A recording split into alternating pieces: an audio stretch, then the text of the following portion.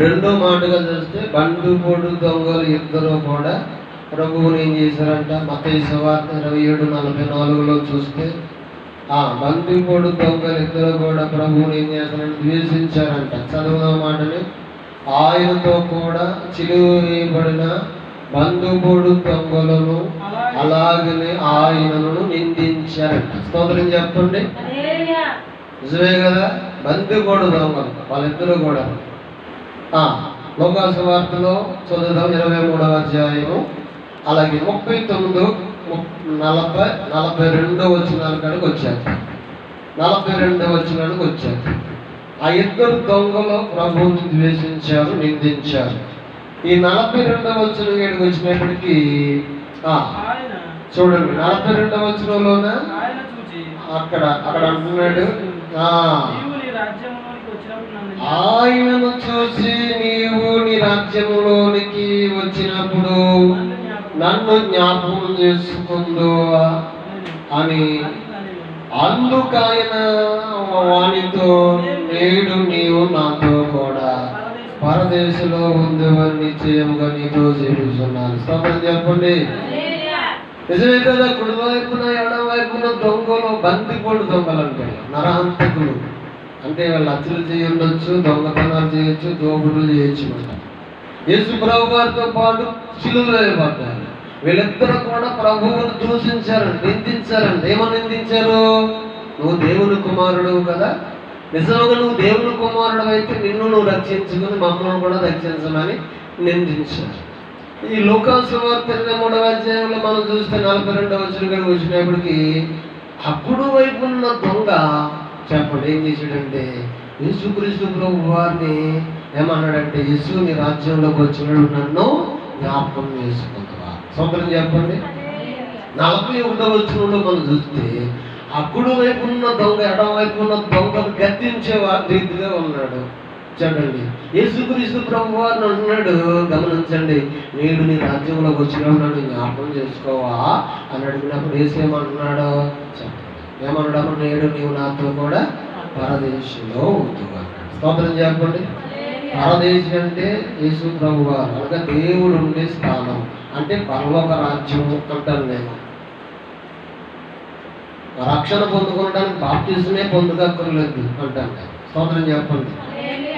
అమ్మా, ఏం పొందుకోక్కర్లేదు అంటాను? రక్షణ పొందుకోవడానికి బాప్తిజమే పొందుకోక్కర్లేదు అంటాను. ఈ వచ్చినాన్ని బట్టి నేను చెప్తాను. ఎఫెసీ పత్రిక 2వ అధ్యాయంలో ఆ సందర్భాన్ని చూడొచ్చు. చూడండి, ఎఫెసీ పత్రిక 2వ అధ్యాయంలో 8వ వచనంలో చూడొచ్చు ఆ సందర్భాన్ని. బాప్తిజం, రక్షణ పొందడానికి బాప్తిజం మాత్రం పొందక్కర్లేదు, కానీ విశ్వాసము చెప్పండి, మనుషుల్లో విశ్వాసం ఉన్నప్పుడు ఆ మనుషుడు రక్షింపబడతాడు. అతడు మరణించినప్పుడు కూడా అతడు పరలోక రాజ్యం చేర్చబడతాడు. స్తోత్రం. చదవండి, ఎఫెసీ పత్రిక 2వ అధ్యాయం 8వ వచనం. చూడండి, మీరు విశ్వాసము ద్వారా కృప చేతనే రక్షింపబడి ఉన్నారు. మీ వలన కలిగినది కాదు, అది దేవుని వరమే. స్తోత్రం చెప్పండి. నిజమే కదమ్మా? దేని వల్ల?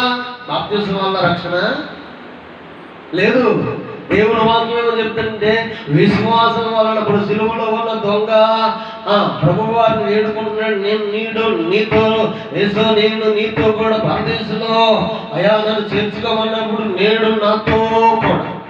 యేసుని రాజ్యంలోకి వచ్చినప్పుడు నన్ను జ్ఞాపకం చేసుకోమన్నప్పుడు యేసుప్రభు వారు అన్నాడు, నేడు పరదేశంలో నాతో కూడా పరలోకంలో ఉందో అన్నాడు. ఓరే బాబు, పరలోక రాజ్యం రావాలంటే మారు మనసు పొందాలరా, బాప్తిజం పొందుకోవాలరా, ప్రభు రక్తం నా రక్తంలో కడగబడాలి, మందిరానికి వెళ్ళాలి అని చెప్తున్నాడండి. కాదు,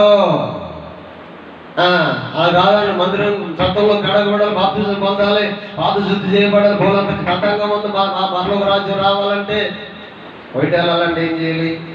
పాస్పోర్ట్ ఉండాలి, మెడికల్ ఉండాలి, పీసీసీ ఉండాలి, టికెట్ ఉండాలి, అంతే కదమ్మా? సోదరు చెప్పండి. అవేమి లేకుండా వచ్చే అంటే ఎవడన్నా అందరు పరలోక రాజ్యం వెళ్ళాలంటే టికెట్ ఉండాలంటారు. చాలా టికెట్ ఉండాలి, నిజమే. ఏ టికెట్? విశ్వాసం అనే టికెట్ ఉండాలి. విశ్వాసం అనే టికెట్ ఉంటే కృపను నీకు దేవుడు అనుగ్రహిస్తాడు. కృప చేత నువ్వు రక్షించబడితే ఆ కృప చేతని ప్రభువుతో కూడా పరలోక రాజ్యంలో ఉండడానికి అవకాశం ఉన్నది. స్తోత్రం చెప్పండి.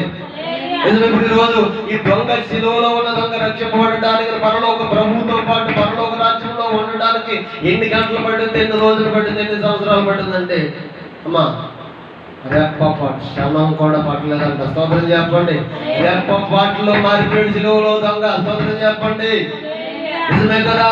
ఈ రోజున పరిశుద్ధాత్మ అప్పుడు దాకా ద్వేషించిన వాడు, అప్పుడు దాకా దూషించిన వాడు, అప్పుడు వరకు నిందించిన దొంగ దేవుని యొక్క కనికరము చేత నింపబడి యేసుక్రీస్తు ప్రభు వారితో కూడా గమనించండి ఏం చేశాడంటే రెప్పపాటులో ఆయన ఏం పొందుకున్నాడంటే రక్షింపబడ్డాడు. ప్రభుతో ఉండడానికి ఒక స్థానాన్ని సంపాదించుకున్నాడు.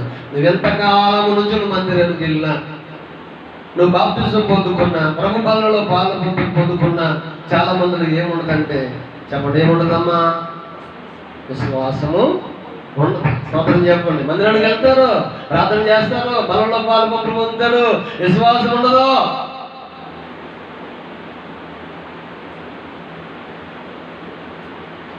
మరి అలా ఉండడం వల్ల ఏమవుతామంట? 1 తిమోతి రాసిన పత్రిక 5వ అధ్యాయం 8వ వచనంలో చదవడం మాటని 1 తిమోతి రాసిన పత్రిక 5వ అధ్యాయం 8వ వచనంలో మందిరానికి వెళ్ళినా, కానుకలు ఇచ్చిన, ఉపవాసాలున్నా, ప్రార్థన చేసిన, ప్రభు బలంలో పాలు పొందిన మనలో మార్పు లేకపోతే, విశ్వాసం లేకపోతే ప్రభు దృష్టిలో ఏ విధముగా ఉంటామంట? చూడండి, ఎవడైనంట తన స్వకీయులను విశేషముగా సమరక్షింపకోకుండా ఉండుని ఎడలా వాడు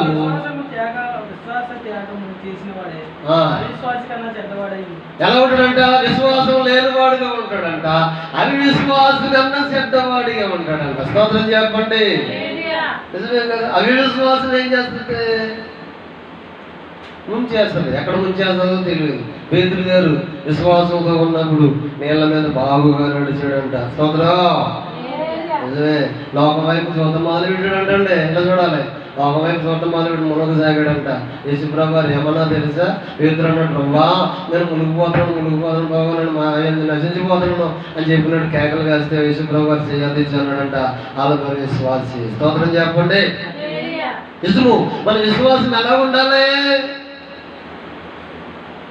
ఇంట్లో ఉన్నా, ఒంట్లో ఉన్నా, నువ్వు ఎక్కడున్నా మంచి విశ్వాసం కలిగి ఉండాలంట.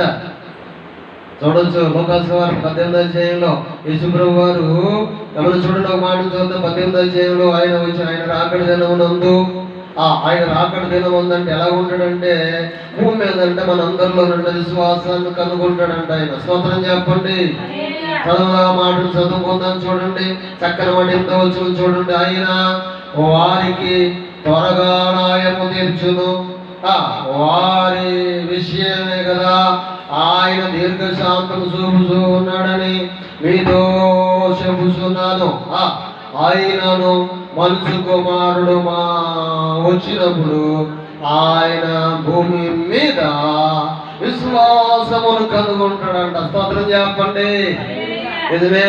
భూమి మీద మనం స్వతంత్రులమై ఉండాలన్నా, ప్రభు పిలుపొంది పరలోక రాజ్యం వెళ్ళాలన్నా, ఇక్కడ ఇటువంటి వ్యాధి బలహీనతలు కలిగి ఉన్న దురాత్మల చేత బట్టి పీడించబడుతున్నా మనం విడుదల పొందుకోవాలంటే మనలో ఏం కలిగి ఉండాలి? మనం అంటే విశ్వాసం కలిగి ఉండాలి. స్తోత్రం చెప్పండి. నిజమే. ఈ దొంగ విశ్వాసమును బట్టి అంటే రక్షింపబడ్డాడు. విశ్వాసమును బట్టి ప్రభు సముఖంలో నుండి ఏం పొందుకున్నాడో ఒక స్థానాన్ని సంపాదించుకోగలిగాడు. స్తోత్రం చెప్పండి. అందుకే నీ భక్తి నీకు ఉపయోగపడుతుందా అని యోగుని అడుగుతున్నాడు. యోగు స్నేహితులు ఈ రోజున అంటాను, మన మందిరానికి వెళ్తున్న మనము మన విశ్వాసం, మన భక్తి, మన యథార్థత ప్రవర్తన మనకు ఉపయోగకరముగా ఉన్నదా లేదా అనేది మనము చూడాలి. 3వ విషయానికి వద్దాం. చూడండి, 3వ విషయానికి